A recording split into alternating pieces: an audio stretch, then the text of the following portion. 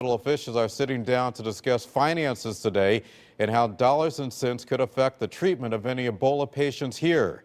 News 8's Ken Pierce live in Wallingford this noon with the very latest on that. Ken.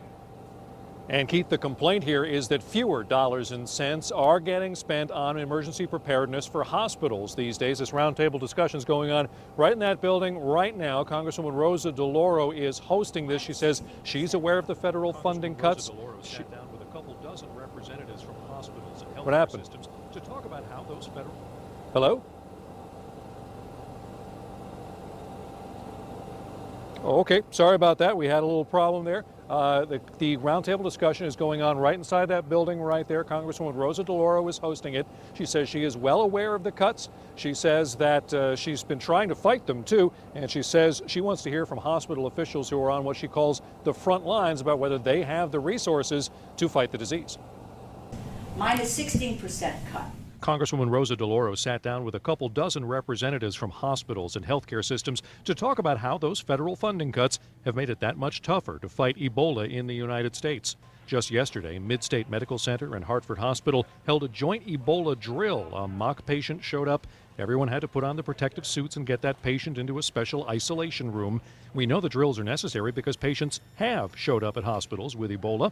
The drills are nothing new. Hospitals have always done them, but that kind of preparedness is expensive. In recent years, the federal government has slashed the amount of money it sends to the agencies that are in charge of making sure hospitals are ready to take on something like Ebola. The Center for Disease Control, their budget cut 8%. Their hospital, state and local government preparedness program cut by 16%.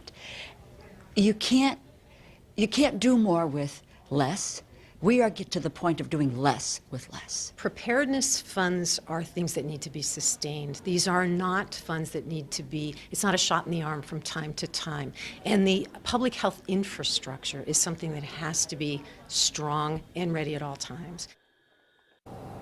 But Kim Hostetler from the Connecticut Hospital Association there says that's what happens with funding from Washington. If you don't have a crisis for a while, your funding gets cut. Congresswoman DeLauro says that this crisis should be enough to at least restore those funds or get them increased in the days to come. They both say that despite the cuts, Connecticut's hospitals are in a position to treat anybody with Ebola that shows up on their doorsteps. Live in Wallingford, I'm Kent Pierce. Back to you.